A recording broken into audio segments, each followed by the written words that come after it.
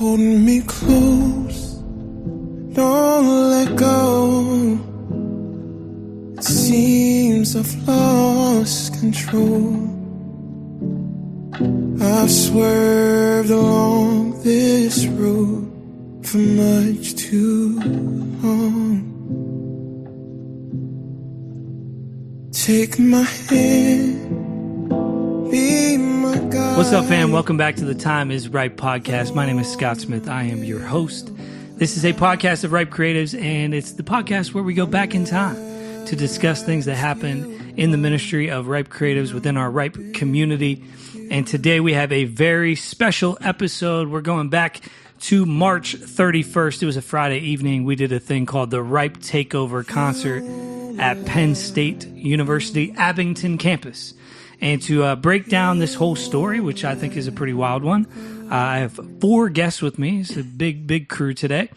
First up, we got Mr. Estee. Hey, everybody. Esteban Nieves, awesome man. He was the MD for the event and has a lot of beautiful things to share. All of these guests are actually returners. We also got, of course, Mr. Jarrett Top Mop Moses. Back again. Always good to have you, Mr. Top Mop. He's the man who records and releases and produces and edits all of these podcast episodes. If you didn't hear him say that on the last one. Hey, the one you know before what? It. Listen, people chiming in for the first time. We also got Mr. Rashid Saint-Fleur, ladies and gentlemen. Hello, everybody. I'm here. Welcome back, Rashid. He was on Thank you.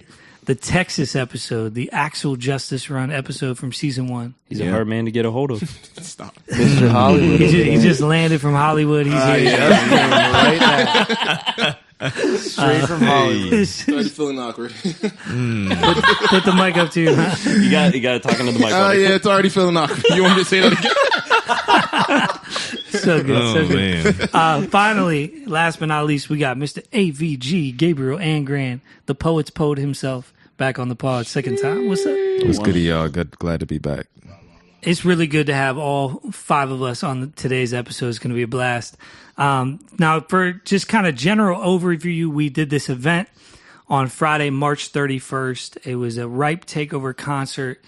It was a blast. We had a ton of artists on it within the Ripe community. And we did this whole thing in partnership with a campus ministry group and some students and some campus ministry leaders on campus at Penn State. And kind of our context for getting there was actually Rashid Saint-Fleur. Shout out to you, being an alumni of Penn State Abington. Yeah. And you were kind of the reason why we were able to get this whole event together, technically, because you were, an alumni of the university and somebody who's connected with the campus ministry group. So just kind of give us some context for that campus ministry group when you were on campus and how you maintained that relationship over time. Mm-hmm. Yeah. I'll kind of go back to the beginning, I guess. My first semester of Penn State Abington as a student, hate is a strong word. I actually didn't enjoy my time there, my first semester. So, I'd go to class, just doing a ton of work with class. Being a bio major, I had like a ton of work. And like to blow steam, I'm just going to the gym, just playing basketball, going back and forth, have this routine going back and forth, heading home. Don't really have like a community or people or a ton of friends to kind of like just lean on and just to connect with outside of school and sports. And, one day I was playing basketball with one of my Haitian brothers. His name is Joadens. Do you remember him? Yeah. Absolutely. Yeah. So he invited me to like this jam session that ACF was holding because a ton of people in ACF at the time were a ton of musicians. So they connected a lot through that. And they invited me to the jam sesh, and I actually connected with them first through music, which was special. And from that point out, I was committed into the group. The following semester, I joined the leadership, and that was where community was really emphasized, and it just became a lot more important than it was beforehand. So ACF has been a huge part of my life. Yeah, so good. And your campus minister originally was a guy by the name of Spencer. Spencer, great man. Yeah, he was dope, man. He was dope. Yeah, and I've actually known Spencer for years because I met him when he was a college student going to the Ocean City Beach Project. I would go back to OCBP every year and recruit interns or perform or whatever else. So just super, super cool kind of small world. And I met you through recruiting. I tried to recruit you like 17 times to be an intern when you were a student at Penn State. True story. But it speaks to your character when you were a student, how much they valued you even after you graduated to want to have you come back and do a show with them. You know, so because Spencer's not even the campus minister there anymore. No. It's a new guy named Ray. Was Ray there before you graduated? Had he come yet? Yeah, Ray was there my very last year, I believe. Yeah, Ray came in. It was a different dynamic. He's very different from Spencer. Yeah, two totally different people. Yeah, but it was a good dynamic. He's a very good dude, man. Yeah, Ray's he's just a great guy. I love Ray. Absolutely. Yeah, Ray was kind of the one that also known him since he was in college, and you know he's just a fan of you. Right, a fan of your music, a fan of Abel and Rick and Ripe in general. Ray has been coming out to creatives events for the last couple of years now. Basically, since he, I think he probably used creatives as an outlet for himself, like to get off campus, to be around other young adults. Because when you're a young adult leading younger adults, that can be a little bit exhausting. And so he kind of wanted to get around some people his age. So he was coming to all of our events. And then he started bringing college students out left and right. I mean, there hasn't been a creatives probably in the last 2 years that there hasn't been 5 or 6 Penn State Abington students because of Ray. Right. And so he approached us kind of like, hey, is there a way that we can do a concert on campus, you know, get Rashid back to perform, but also, you know, the other Ripe guys and gals. And, and he kind of believed rightfully that the university might even be able to fund it, right? That it wouldn't just be what we've done with some other university shows where we've just volunteered our time or tried to figure out a way to raise some money separately to go do it. But he's like, no, the university has resources for this kind of stuff in the budget. You just have to request it as a student org. And then if you guys do well with it, you know, maybe this could become a recurring thing. Yes, sir. Jarrett and I started this conversation with Ray, I think as early as September of last year, if not earlier. I don't know. We had like talked off and on. You had mentioned like, "Hey, this is a possibility. Be ready to have a conversation about it." But then, like, we never had set actual dates until when we were talking with him in September. And even then, it was more just him and you talking, and then you talk to me. Yeah, like theorizing this. Let's try to figure this out. But we were trying to do it in the fall. I'm pretty sure we had a date in November. Like if we scrolled through the Ripe Artist text chat, I could probably find Penn State Abington November 4th, 2022 or whatever, you know. But that never happened. And it was kind of a thing where it was just like too much too soon. And then it was pushed to, I think, maybe January, February. And then that even got pushed back to March 31st where we landed on. And it was just a lot because Ray works for the CCO. Shout out to Coalition for Christian Outreach. They do the Jubilee Conference in February. There's a lot of funding and transportation needs for that for students. So we wanted to do it as far away from that, but also as far away from finals as possible. That's actually how I thought we knew him at all. I didn't realize that you had already had experience with him before. I didn't even realize that Rashid was with ACF and everything when he was there. I thought he just went to the school. I didn't realize that he was a part of the ministry. Yeah, cool. She was a big part of it. One of them student leader guys. Yeah, man, I started ACF, man. Crazy. Also not true. But, he definitely had a big hand in leading it. And there's a whole bunch of funny stories at campus. Like I was recruiting Rashid to be an intern that he said no to. And Austin, Cherry Cola, we love him. Happened to be walking by while I was talking to Rashid, and then Austin sat down, and we had a common word with the Bridge because I was doing something in Western PA called the Bridge, and his church was called the Bridge. Austin ends up becoming an intern with us, and that's how this whole like Austin thing even happened too. So really, really crazy. Now, once this was a go, the funding wasn't verified, but Ray was very adamant, like it's going to come through. the university has to okay it, but like, I really believe that this will work. And so right from the outset, I was like, Ray, I have to function as if there's a budget. And then if there's not, like, we got to change some stuff up. But in order to plan something, you have to pretend like you have what you're saying you have, right? And so we kind of navigated that stuff, came up with some numbers to figure out. And once I figured out, okay, we have room in the budget to do this, the first thing I wanted to do differently with this Penn State show was get the band. I was like, obviously get Ant G. He's our DJ. He makes sure everything smooth flow. We shout out Ant on every event. I need Jarrett to bring and run sound. But let's try to make this excellent by having a through line with the band. And so I just kind of called Estee, like, Estee, is this even possible? Is this something you would be interested in MDing? And I don't know. It seemed like you were like super excited. I don't want to speak for you, but what did you think getting that phone call? Yeah, I was definitely hyped for sure. I think having the band in a lot of these like environments just kind of completely changes the vibe, right? Because it just allows even more expression on top of what's already happening, and there's more energy, right? And there's always like the in between times where the band can just do stuff, right, and have fun playing. That like sets the atmosphere for the whole night, to be honest. So like, it was dope. Glad to get the call and glad to MD, and it was a fun time. Glad to play with Rashid and stuff, It was definitely way better as a dynamic just because, like you said, the downtime between artists. Like, Ant does great filling it out, but when there's actual musicians or someone in the room that the crowd can feed off of, like, I felt a difference there than I think I did when we did Temple.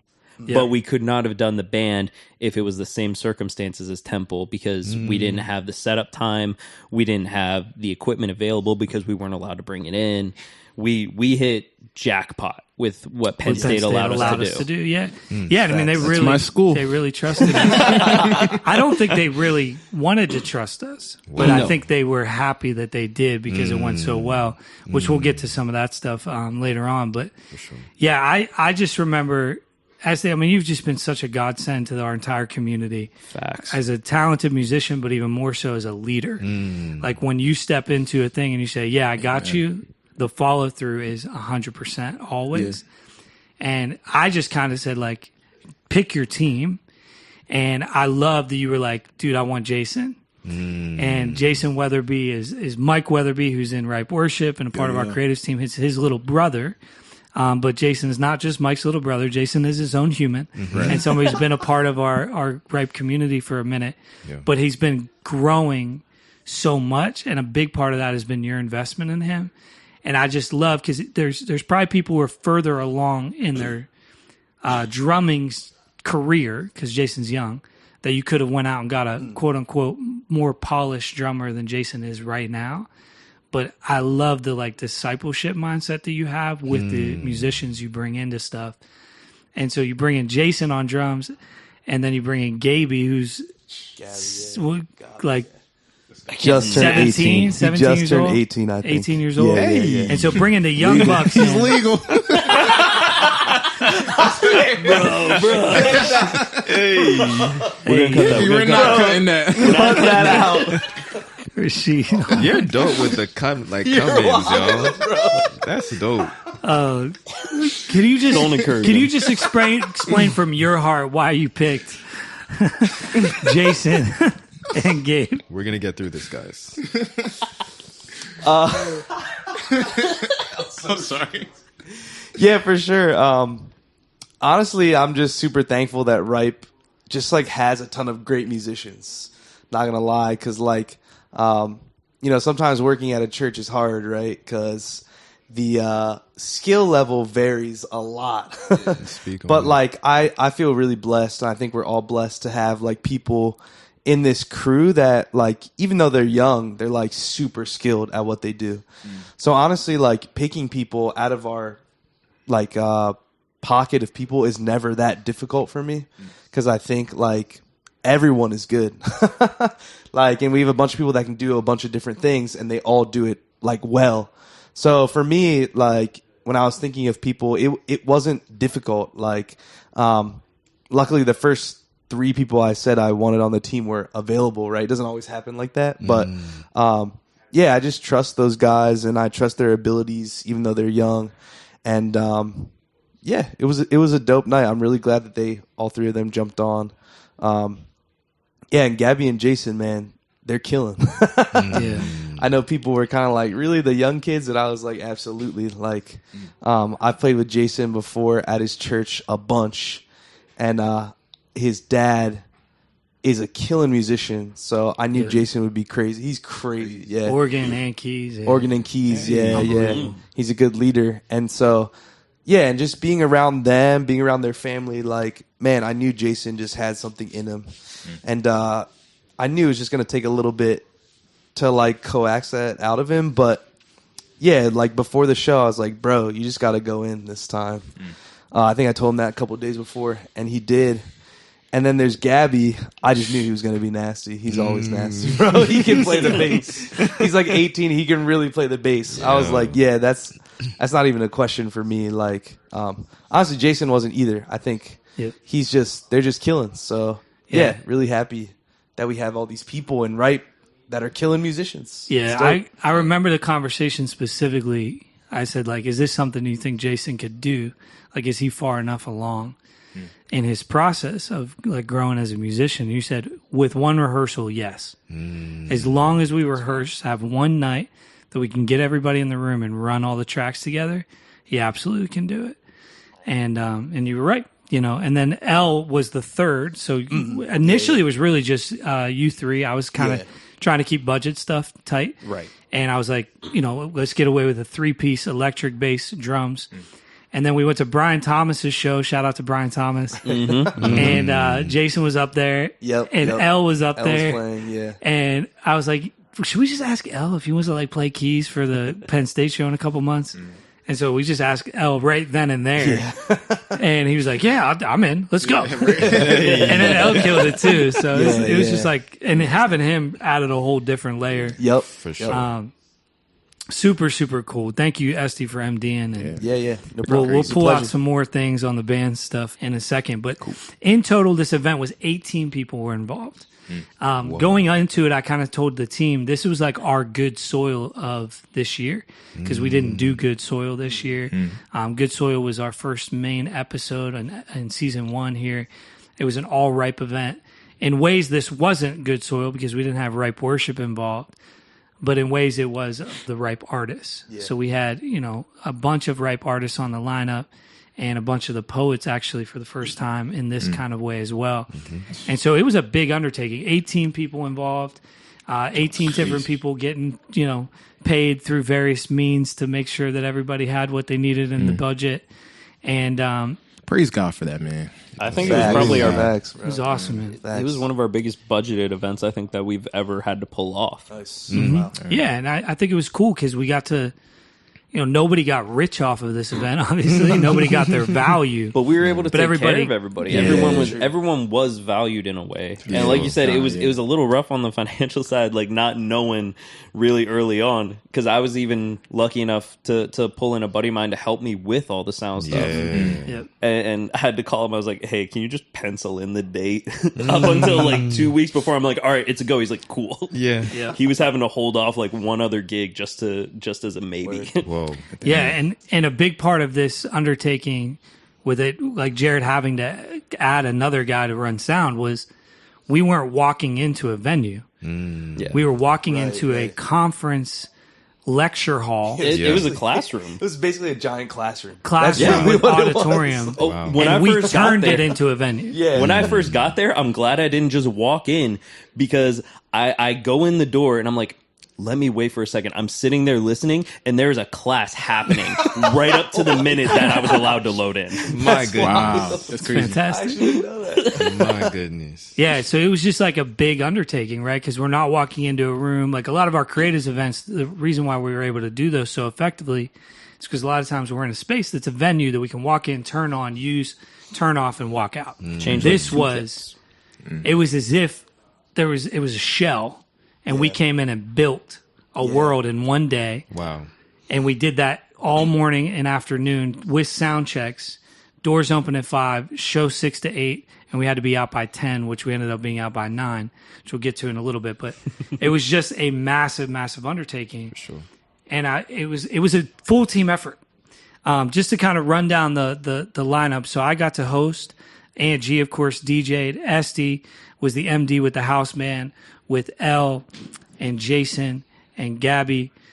We also had on the lineup, we had Eves as the opener. Rick Harmony did a set. Greg Snow did a poetry set. Leah Wren did a set. AVG, who's right next to me, did a set. Abel did a set. Sergine did a poetry set. And Rashid closed out the night. We also had Rosie, who did the flyer for the event. Shout out to that flyer. That flyer was dope. Yeah. She was scheduled to be there to paint, but she ended up having to drop out last minute for a mission trip to Costa Rica that came out of nowhere. And so we added Tucker from Painting Freedom, and he was number 18. Yeah. It was a tight ship, like a very tight run of show, 2 hours, 10 minutes. 8 artist sets in 2 hours and 10 minutes, plus the band rocking out, plus Tucker sharing about his painting and Ant spinning. Yeah. Plus my hosting time. All of that in 2 hours and 10 minutes. It was, I'll be honest, it was my bad. I overfilled the lineup. No cap. You got hype. That's what happened. I got Yes, hyped. you did. I was like, Yes, you did. dude, what if we have... we have Everybody. Like, hey, can we do this? I'm like, can I stop you? All of it. It was dope, though. Can we just work briefly? Like, it doesn't have to be a huge, long thing. Yeah. But I would just love to work through the night real quick, just to honor everybody. Eves, anything stick out from her set? She was the opener. Rashid. Let me just start off. There's like shows that you go to and you have different acts, and it's like, oh, this act is tough and this act is like down there. And like going into this night, I didn't know what to expect. And I'm gonna just start off like nobody missed, like there was not like one act that was bad. Like everybody came and delivered well. And like to start off the night was like Eves, and she killed her set. Oh my gosh. A few weeks before, I was in New Jersey with her at the family church, and she was just running tracks. And like she was doing her thing, she was singing, and I was like saying, "Oh my gosh, Eve's like she got so much better as a singer."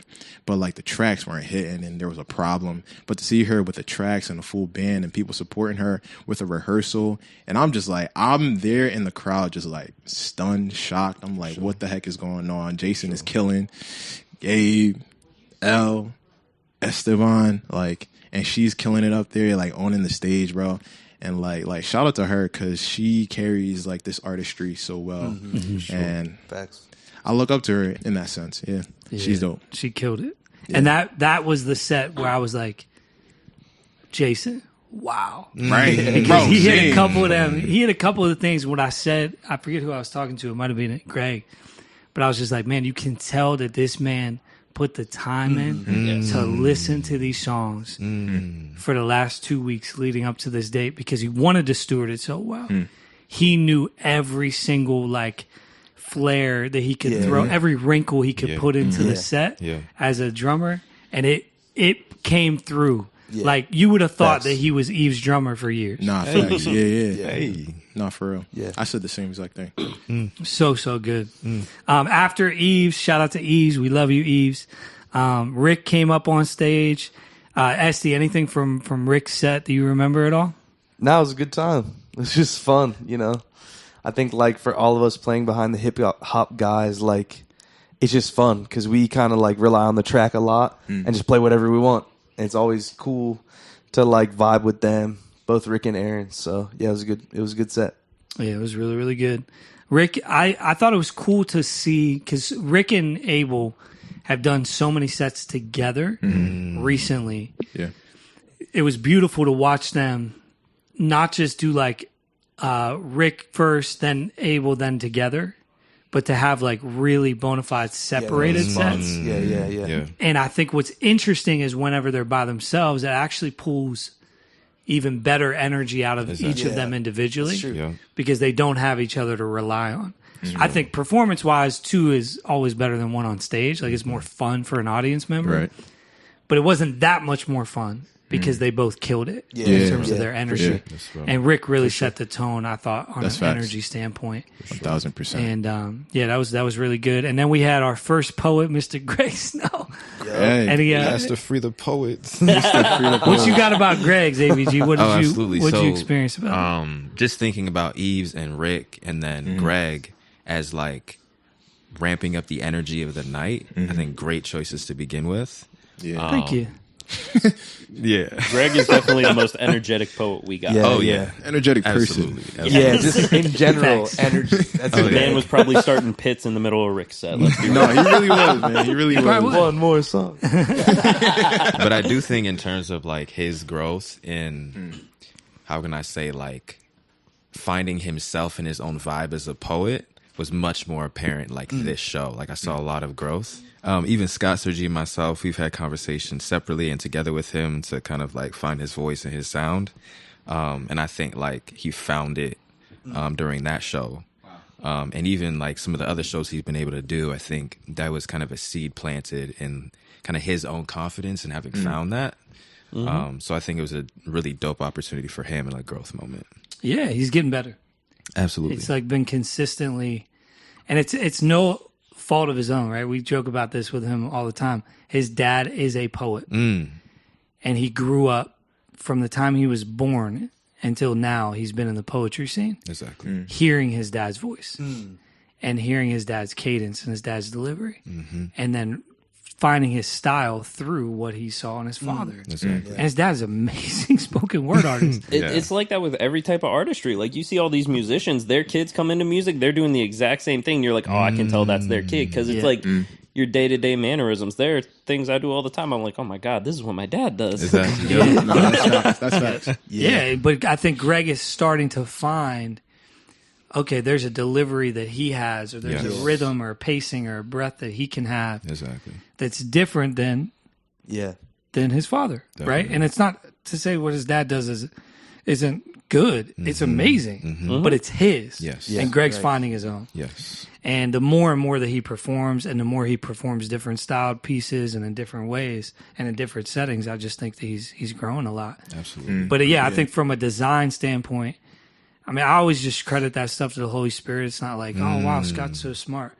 But just in praying through the set, like looking back, you're like, oh, yeah, Eves, Rick, Greg. Yeah. That was like a perfect way to build the bridge Yes. with an audience that's in the room that doesn't really know us yet. Right. As we get into some moments where there's going to be a little bit more depth and contemplation, that we started, I think, really, really well. For sure. After Greg was Leah's set. And that is like a totally different feel and sound, where everybody's up and yelling and screaming and jumping around. Now they're seated and they're listening intently as Leah does her thing. Shout out to Leah. We love you. And, we obviously just did the episode with her after the Creatives concert co-bill with Peter. Crazy. But I think this was her next performance. Okay. Was the Penn State show. What did you guys see during Leah's set?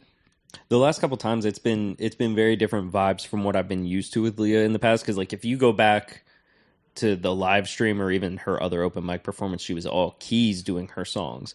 But now hearing her go with the acoustic, she's grown as an acoustic player too. Like thinking back to Worship Fest last year, her acoustic playing wasn't bad, but like compared to what she did at the Penn State show, her acoustic playing's gotten better, especially with her singing at the same time.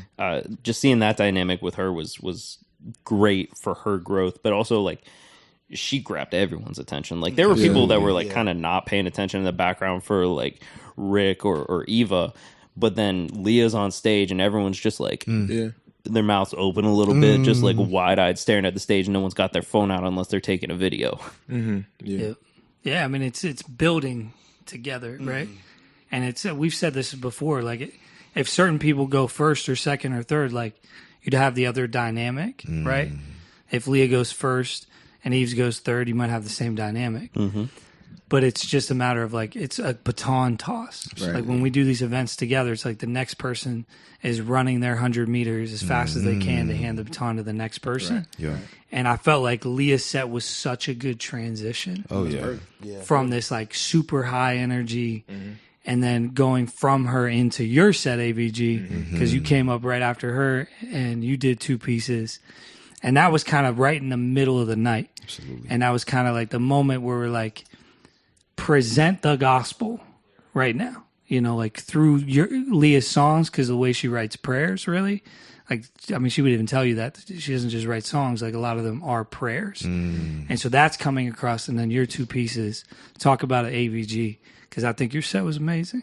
Oh, talk about myself? I mean, we could talk about you too, but I would love to hear goodness. your perspective. What 2 pieces you do, all that kind of stuff. So I actually didn't know that Leah considers her songs as prayers, because I consider a number of my poems prayers as well. It's a very interesting dynamic there. Look at God. Hey, Look at God. for sure. I did Still Standing and Organs. And I just remember for that set very much wondering, like, how do I transition from Leah's energy to kind of my own? And transitions was something I've recently been trying to think about, like, how do I do that well? And I just sang like a hook of a song that I wrote from way back. And for me personally, it just like really set the space for myself. And then, you know, went into Still Standing and Organs. Another thing is like figuring out, how do I embrace mistakes? Because like twice I couldn't think of a piece of Still Standing, and just allowed that silence to be useful, and just like finish the rest of the piece, and then went into Organs. It was a growth. Did you moment start for it me. over, right? Did you run it back? I ran it back one time, ran up against the obstacle again. Right after the show, I remembered like it was 4 words that I was missing. Yeah. Oh yeah, it always 4 happens. words. Crazy. But It's one of those things. It's also a good thing to keep in mind is like, obviously you never want it to happen, right? Because you want to be as polished and as excellent as you can. There are times where it happens where it's actually the Lord, though. It's not a lack of preparation. It's not a lack of memorization. It's not the enemy throwing a wrench in the plan. It's actually God, because somebody needs to hear that line again that you're running back. You know, so like you don't know which one it is a lot of times, but sometimes it can be a divine interruption because somebody needed to hear that first part of that piece again. They needed to Also, hear for that me, prayer. like for me as a listener, I like everything you did when you messed up felt intentional enough that it felt like it was a part of the poem. So like it literally like had you, I knew you messed up because like I've like watched poets enough, so I like know, but like I also felt that the mistake was like amazing. Like it like worked really well. Yeah. It worked. And like it made like the first couple of like lines like emphasized again, and it was dope. Absolutely. So I love that. And then also like that the thing you sang at the beginning to kind of like center yourself, and like I was playing behind you. Yeah. I legit thought that was already a song. So that was also dope. Like and yeah, it was just fun to be able to just like catch the chords right there. Absolutely. And I feel like that led really well, like me doing the swells and you singing into your first poem. Absolutely. Like it was a dope way to start, not gonna lie. I think it helped like you said, transition from Leah's to yours. Like it was perfect in my opinion. And same with like the repeats. Like I was like, this is dope. Like even the fact that you had the performance intelligence to like just stop and like repeat, but still like make it sound like super intentional. It was dope. I loved it. Oh God, honestly, and Estee, I appreciate you for coming behind me with the chords. It was like while I was singing, I was like, "Wait, what's that? I don't have a track." Got you, bro. But yeah, Yo, that's amazing. thank you so much. Yeah, I mean that's the beauty of having the band is you can create such organic moments Yeah. that just wouldn't have been there without you guys. And yeah, just like whenever I envisioned, okay, Penn State, this is like a legitimate booking through a real, I mean, one of the largest institutions in the state of Pennsylvania, which is where we all live and dwell. And, you know, this is a big deal. Let's nail this, right? Last time I did a Penn State event, you know, they gave me a budget. They booked me to come out and perform some poetry. I could have taken the bag and done it myself. This was years ago. But it was like there was enough resource for me to book a band, so I went and got Christian Tizon and Beat Piece and all those guys to come out with me, so we could have moments throughout the night to make it special. And it was the same way with this one.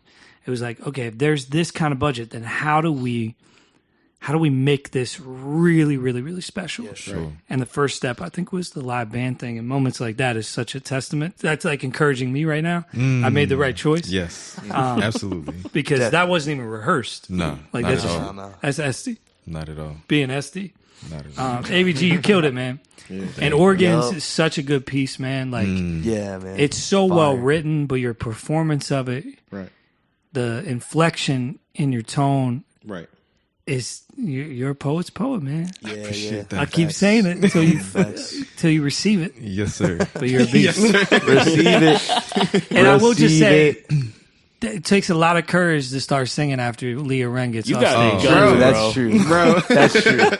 No, that's a great point. I was like, yo, see, I'll no. never, you will never get me up here singing after Leah Ren. Absolutely not. But that, like, I'll say that again. Like, I think there was a lot of like God moving me because I do a lot of like, well, no, they just sang. Like, what am I doing? Right. This is a poetry set. What am I about to do to sing? Like singing. Right. And even like Leah is like an amazing singer to then jump into my own thing. But it's kind of like a sense of authenticity that I'm trying to grow in. That's good. Yes. That's Yeah, It's good. good to beautiful. like step into that. I respect That's it. good. I respect it. I'm just saying. You are not going to find me on stage after Leah Ren trying to sing. Me neither. Stop it. Then we got to Abel, and it was such a good little like uptick in the roller coaster of the night, pun intended. Oh, yeah.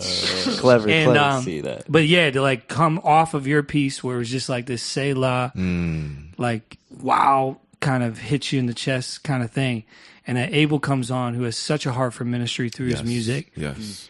and I think this was the best I've seen Aaron perform on his own in a long time. I was just about to say that because like him not having Rick is great at pushing energy.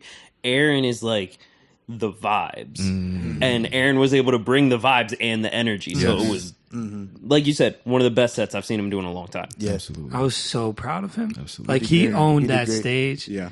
And I think it was just cool because, like, there's a lot of students in that room that are fans of his music. And that's what, like, it needs to start happening for him. For sure. Yeah. Is the places that he's performing is not just, you know, a youth conference with a bunch of Right. kids for a day, but a group of people who are fans of Abel Yeah. music. Who knows stuff. Yeah. And that it makes a big difference. And so there was even that pocket that like had been listening to Abel. Yeah. Like the Wednesday before the Friday, March 29th, I go into Penn State to pass out flyers. And this girl's like, Abel's on this? And I was like, yeah, do you That's know crazy. Abel? And she was like, I've been listening to Abel for years. He's from here. She had Yo. no idea he was That's from so here. wild. Yeah, that's crazy. No But way. she like had him on her playlist and like listens to That's him legit. daily. That is crazy, yo. That's What so the heck? cool. And had no idea he was. Wait, what's her name? Shout her out. I don't know. Hey. I'm fumbling the bag, but it was a really cool moment. I was just like, amazing. oh, that's a good thing. So yeah, I think it's good to see Aaron thrive. Yeah. And good to see him on stage, absolutely killing it. I just want to jump in right quick. Like, Aaron Abel is just a minister, like from his heart. very true. I mean, if we were looking for, I don't know, a pastor to come give a sermon, like he went and did that. Right. Oh my goodness. Yeah, I mean he is stewarding his time on stage Yes. so well Yes. as he like breaks down why this song means something to him. Yes. Or what he's going through in life and how this song that he wrote for others is ministering to himself. Absolutely. Yeah. He is just he's a pastor. Like Yeah, he's like a facts. pastoring, shepherding rapper Facts. Yes. Yeah. in the middle of the set, you know, Yes. while jumping around and being crazy and getting people hyped. Yeah. It's special. And then the way you guys rock out to Roller Coaster, like doing that song to kind of bring the vibe down at the end of the set. it. Oh, yeah, that So was good, fun. man. That The was live fun. band adds so was much fun. dimension to that Yeah, song. it does. Oh, yeah. It It does. Man kills it like always. Yeah. Amen. So after Abel, we had Surgeon come up, Yep. and man, is she different. Yeah. She has, I don't know how to describe it. It's like what we said on the Temple episode in season 1. She is so captivating. Her delivery, Yes. the way the tone and inflection and the quietness at parts, Yes. and then the pacing and rhythm and volume in other parts. She takes you on a whole journey Yeah. through a 7-minute piece or whatever. Like you are getting it's like watching a movie. Yes, sir.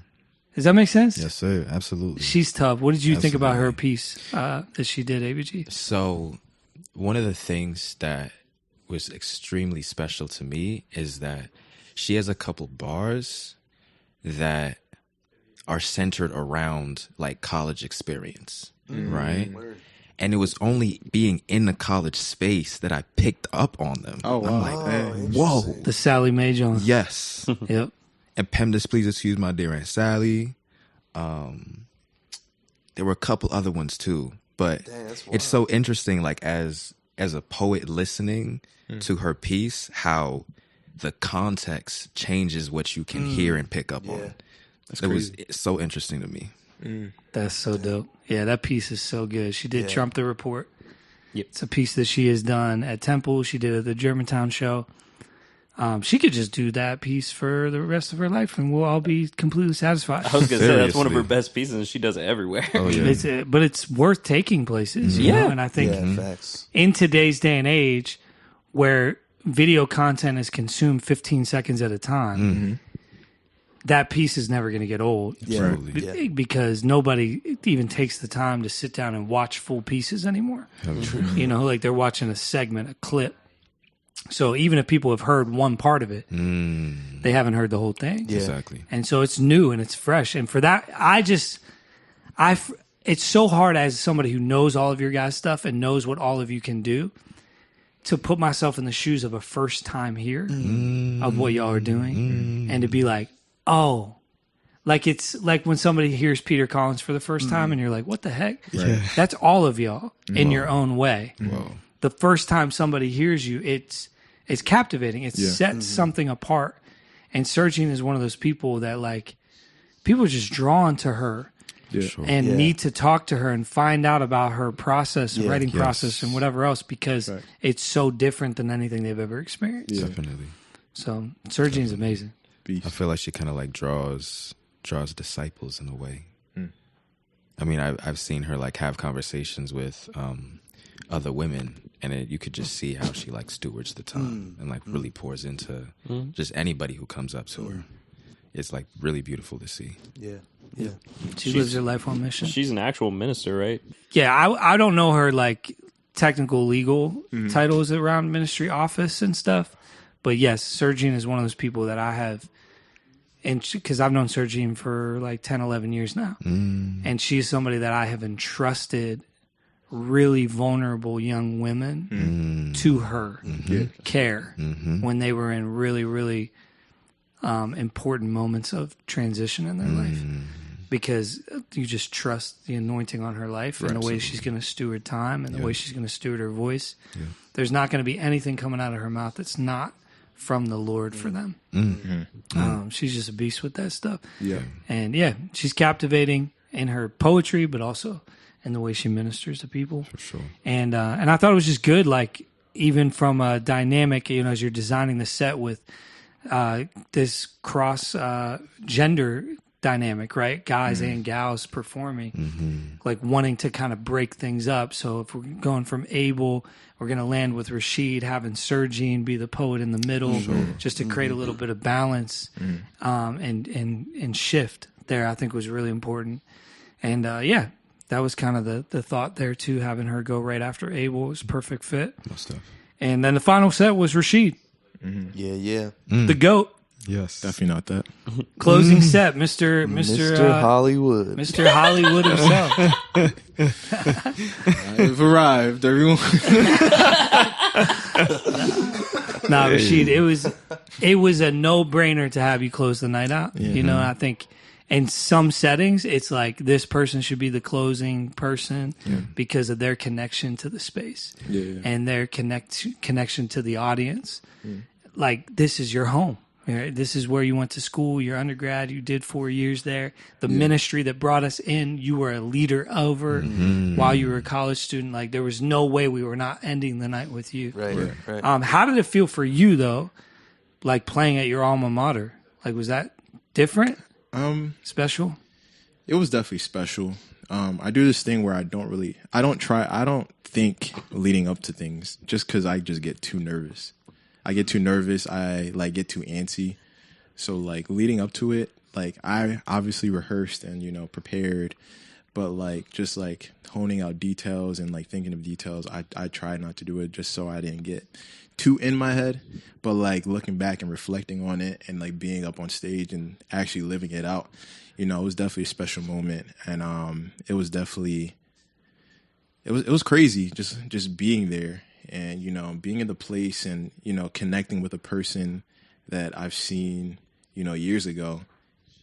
Like, it was just how the tables turned and, you know, me living out that whole moment in reality. Yeah. It was just dope. Yeah. So good. Yeah. And it was really cool because you got to share, like, you had just done the American Idol thing. Yeah.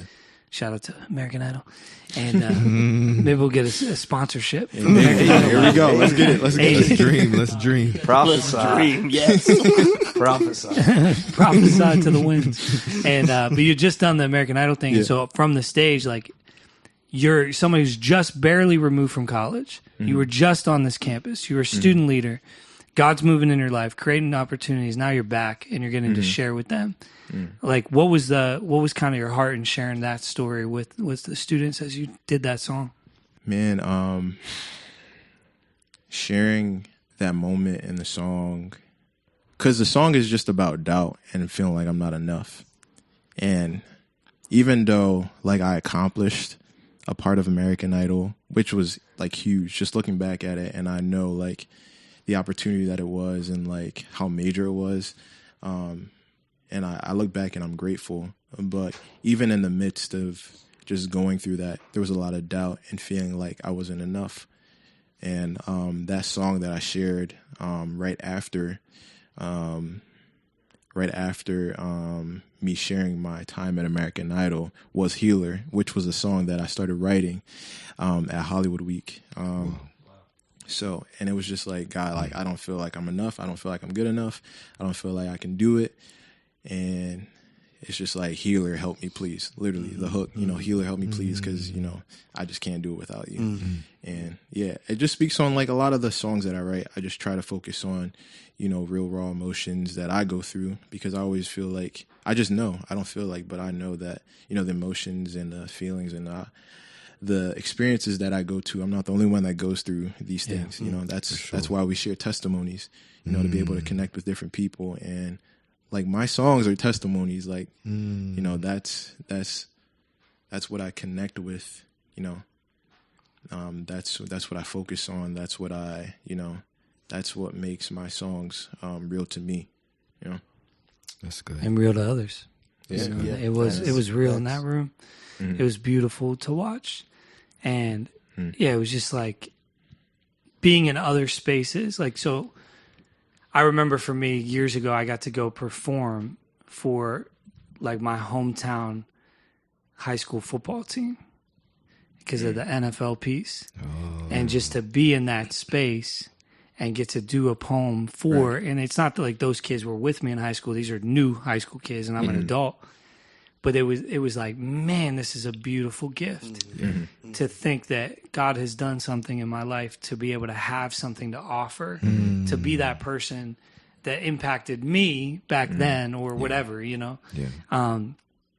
Cherish that, man. Like that's something to never forget or never look past, because not everybody gets to graduate from a university a couple years back, get to use their gifts and skills to be an example in that space, you know.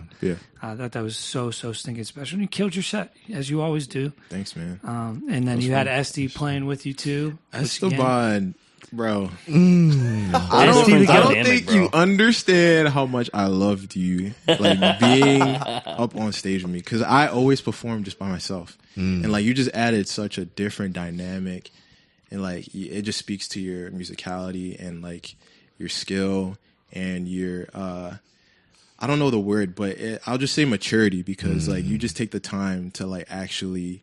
Like you just cherish and you steward like your gift and your opportunity super well, and you know, like I look up to you in that sense and like appreciate you, and like, you know, asking you to do that, I was like, please, like I hope this man like says yes, because I know like just what you're capable of, and you know, I don't know if I ever said this, but thank you, Yeah, bro. for joining me. It was a good time. Yeah, bro. Thanks for asking me. Seriously, it was Yeah, fun. bro. That's one thing So good. I always love when Estee's on a gig, because I know there's a certain level of excellence and Excellence preparation that Estee brings to the table, because everyone knows you are one of the best musicians in this whole crew of people that we run with, and everyone is wanting to be someone that you like to play with, and they want to be able to keep up with you. And you pull that out of people.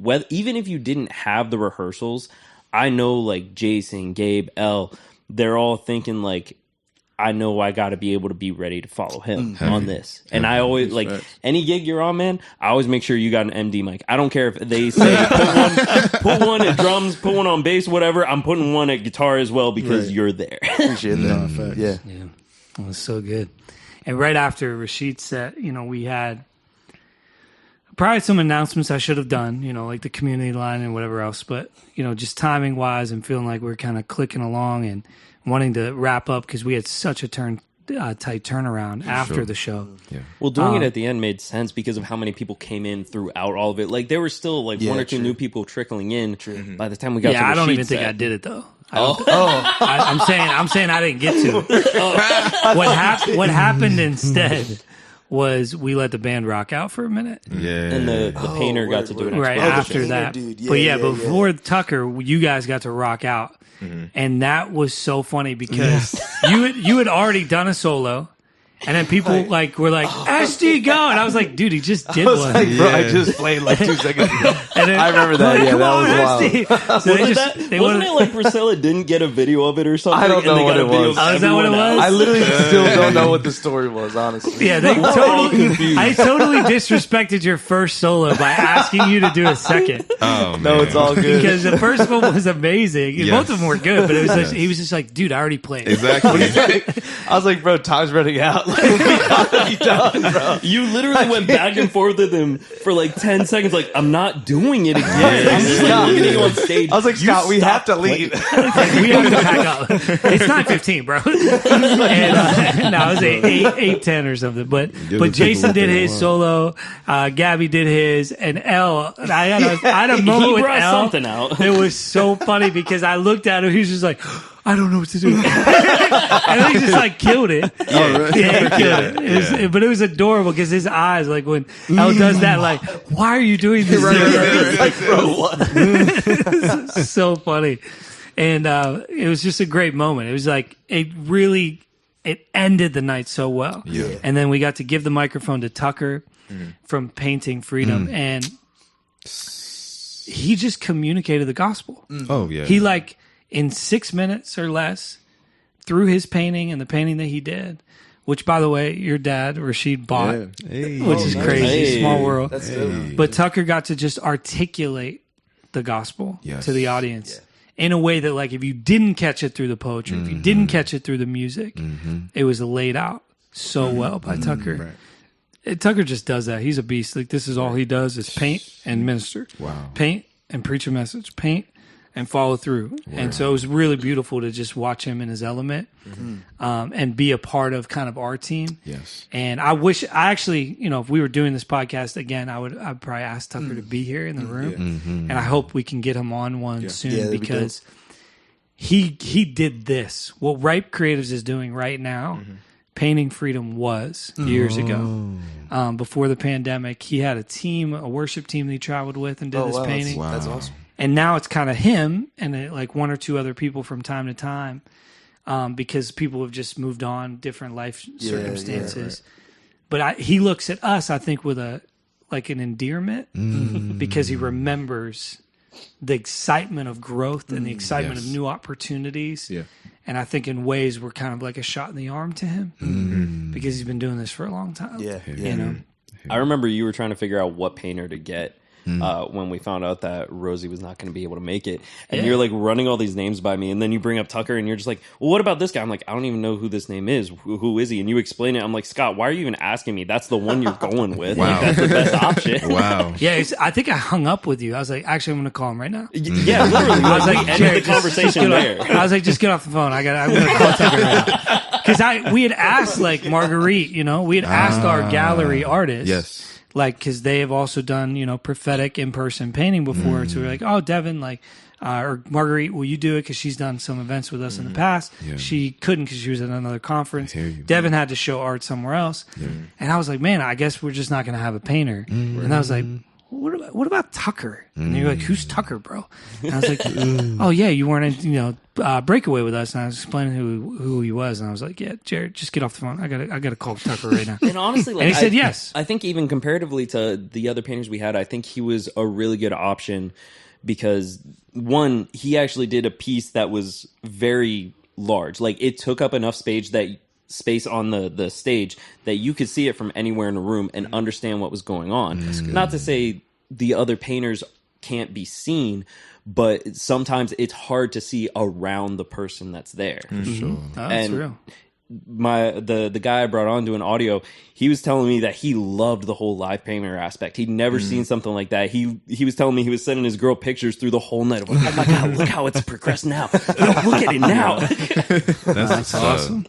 And shout out to that guy, Gabe Woodside. My man, if you ever hear this, I love you, and I can't wait to have you on more gigs with this. He was awesome. It was a lot of fun. He was so chill. Yeah. Yes, he is. He's a great guy. He also has like the deepest voice ever. Let me just throw that out. He's a large man, and he has a deep voice. So deep. We did some productions at our church, and we had him do a little like voiceover monologue? As like the voice of God talking to a character. Whoa, that's hilarious. That's perfect. It was great. I didn't even have to use anything to bring his voice down. Right. Yeah. I had to bring his voice up a little. Oh wow! He was making the subs hit too hard, but he's such a good guy, and he's one of the few people that I know I can call and I trust on an audio gig because he and I think so alike, and that is what made this gig so much easier for me. I don't know if anyone noticed. I was way less stressed on this than I have been in almost any other Ripe gig because I had him there with me. Right. And yeah, we usually almost throw down every gig, so that we didn't almost throw down on this one. not really, but like it gets tense. It gets tense. But we're arguing at some point during the event. Yeah. But him being there, like I had some light issues and had to put the iPad down for the controller, and I'm like trying to mess with the lights. He and I have like a trust with each other that he didn't even say anything. He just comes up, grabs the iPad, and takes over for the sound check for me because we know what each of us wants. Yeah, and that's dope. like I said, we think so similarly. The outcome is the same no matter which of us is running it. And that's why I love working with him so much. And he got to play with the lights all night, so I didn't have to. I was able to focus on the audio. Right. That's what's up. Yeah, he did. He was just he did a great job. Yeah. And it's like what you want, in terms of just like somebody coming in not with an attitude of entitlement, but with an attitude of service. He came in. He let us use the Nord, the keyboard that was there. That thing was nice. We used it for that. That's the same keyboard we had at Worship Fest. So like he's helped out with stuff for a while. Yeah. But one thing he texted me, like not even texted me. He called me like a day or two after the event and literally just said, "Dude, thank you for having me on this event. I don't get to be around like a lot of Christian environments sometimes because he's like me. We both work audio, different venues, places all over the East Coast. But he was talking to me saying like, I don't get to be around positive environments. I didn't realize this was a Christian event, but the way you guys did it was just uplifting and actually encouraged me because we both work in a church as well. And it can beat you down sometimes, especially as a Christian and in your faith. And he said this was just a refreshing breath of air in his life and view of everything. That's good. So good, man. Yeah, it was super cool to hear that testimony. Like, I think one of the things that we hear a lot is, man, like y'all are so authentic, and it's refreshing, and I hope by the grace of God that God continues to protect that culture. Yeah. Because Yeah. we really don't want to do a show to do a show. Yeah. We don't want to fake it till we make it. Yeah. We want to be real about our love for Jesus and our love for Jesus to be real. And I think, in that space, like that came across, but you don't always know if it does. So it was like super encouraging to hear somebody say like, yo, y'all seem like the real deal. Yeah, Huge. yeah, And I really yeah. appreciate Absolutely. that about you because That's that's what huge. we strive to be. We want to be Yeah. the real deal on and off the stage, the way that we honor people, the way we interact. Yeah. I think part of that is the humility and acceptance that we know what we have is good, but we bring the same energy no matter where we are. Like you said, we would have done this at Temple if we had the resources available. We do this no matter the budget, no matter what it is. We're bringing the same amount of effort and we're bringing the same authenticity, the same realness. You get us no matter what event we're at. You get the real us. The good and the bad. Yeah, exactly. Exactly. And that's what people want. They don't want all the good because then you're Yeah, it's hiding the true. bad. And You're people can hiding it. tell when you're hiding it. Yeah, yeah, they Super can tell healthy. for sure. Yep. I think, at least for me, and I think it's for everybody, but a lot of that is because of how you lead us and what you tell, Facts. what you teach us to do. Big facts. Because, I've been, like, my upbringing, like, what I do now in music is because of what you've taught me. Like, the fact that I talk between sets is because of what you taught me. The fact that I talk to people after sets at the end of the day, like, encouraging people and speaking life into people after something that you do that moves a room, pouring into somebody's life right after is so important. And it's because of, like, you like pushing us even though we don't feel like doing it. Absolutely. But like seeing like the value of what it could do like 3, 5, 8 years from now. You know what I mean? So I think, I just want to say thank you for leading us well. Yeah, man. Appreciate you, Yep. man. Thanks, Scott. Love you guys. Agreed. Me too, bro. You're the best. Couple, I don't know about all that, but couple final notes. Just a couple students sent some messages over, and the energy was good. The way the performers interacted with the crowd made it feel very authentic. Ding, ding, ding, right? Also, the opportunity to not only see the artist, but communicate with them one-on-one after. Funny. He just said that. The Ripe concert for me was not only fun, but it was actually the first time when I felt the Holy Spirit move in myself in a really long time. Wow. That's crazy. So just like these messages from students that they experience, like what we're debriefing, to hear that, like to see these words in this text message, I was like, I just want to share this because it's not just from what we're saying, it's actually what they felt Yes. and what they experienced. And I really do believe that God moved. And Bro, it was just such a good team effort. Sorry, I didn't mean to cut you off. No, but- please. Yeah, so like the way Penn State works is that there's a group of students that essentially work for the campus, and they're running the lights and the sound. Is it called like Lion Media or something? I think that's who he's talking about. I forgot the name completely. You're good. But so there was a group of students in the beginning that were part of ACF, the Christian community, and there was a group of students who were actually working there, like gearing up for the event.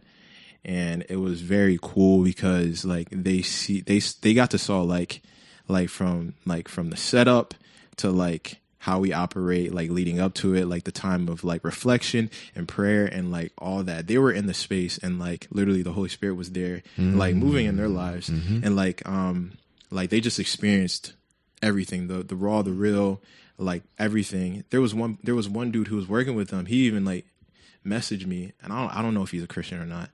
But like he was like, hey, like I really connected with your set, and like it just made me think like, wow, this dude was just like obviously like we understand this is like divine like timing, and like he was meant to be there.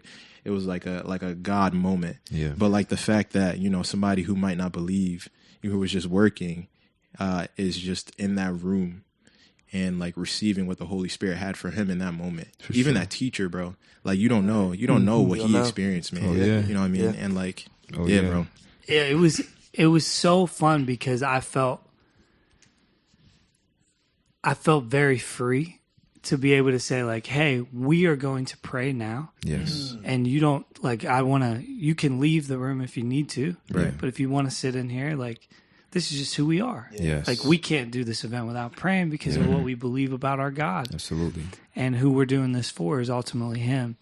But, just like trying to maneuver that and speak it like with clarity, but also grace and humility to invite them in.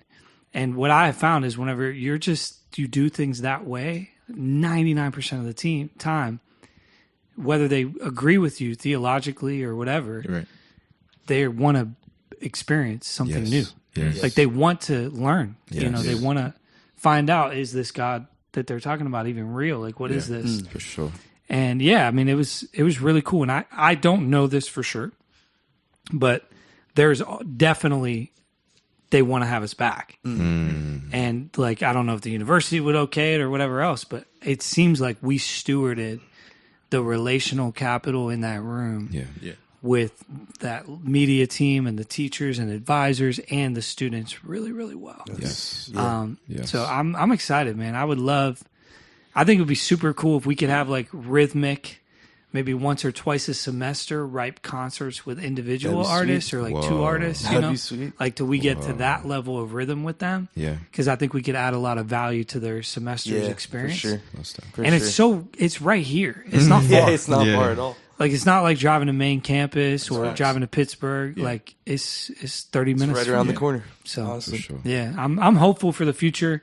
We say this at all of our episodes, like, hopefully we can keep doing stuff with these people. And we are batting like 1,000. The only thing we're not doing this year that we did last year is creation, and that's because the festival died, like altogether. So, But I mean, in all our conversations with Ray, like you and I would be on the phone with him, and then or in a text conversation, and then as soon as that ends, you're calling me, and we're discussing like, all right, how can we make this as smooth as possible? Because we want this, one, to be easy for them, and two, to be something that they're impressed by. Exactly. Because if we make it easy for them, they don't view this as a headache or a burden for us to come back. And two, if we blow them away, then they're impressed at how easy it is to work with us and how much we bring to the table.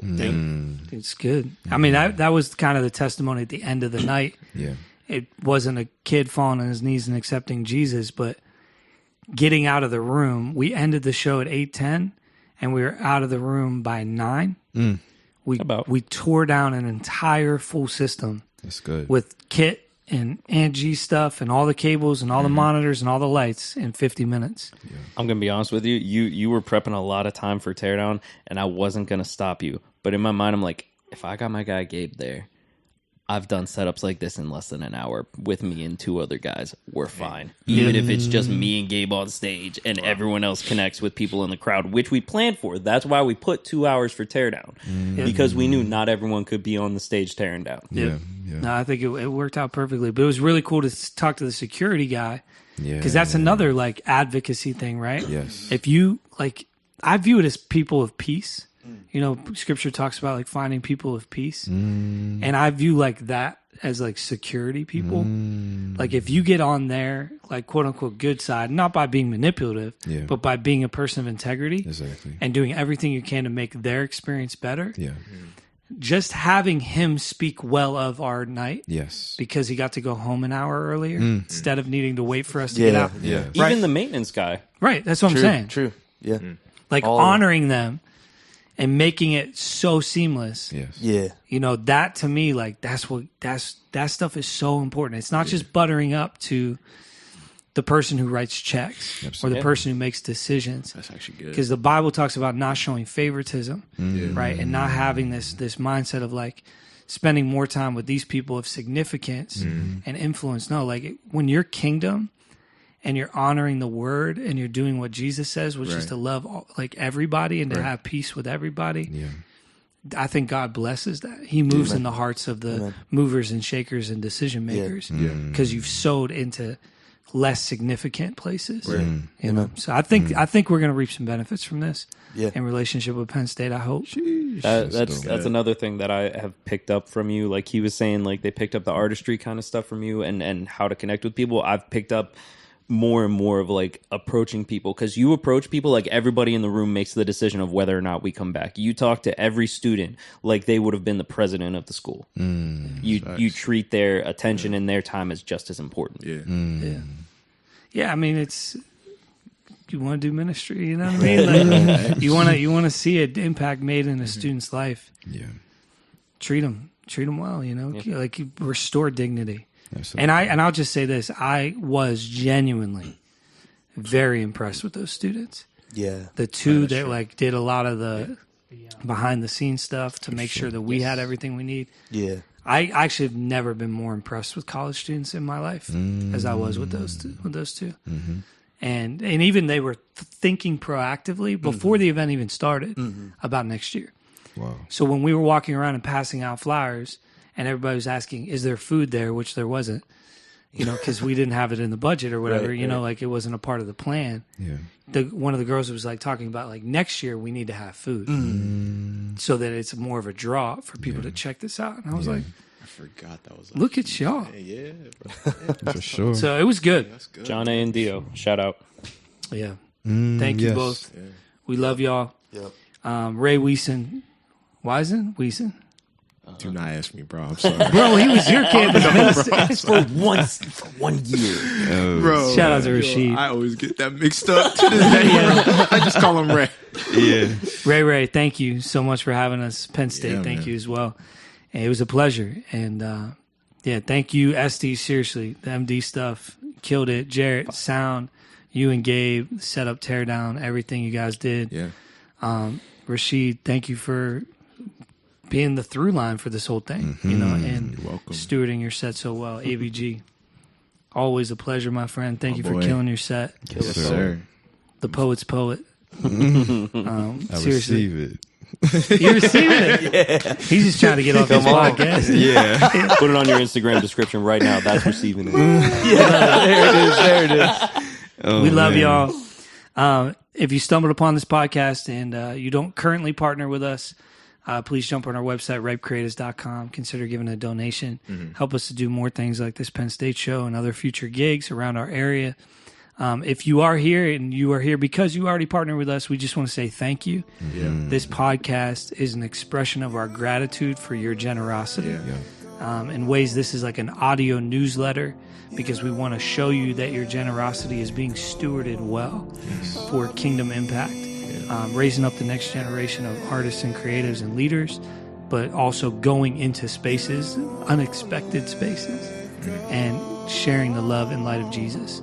And Penn State, Abington, we got to do that on March 31st. So thank you for sewing into this. Thank you for partnering with us. We couldn't do this without you. And until next time, y'all, stay right. Stay right.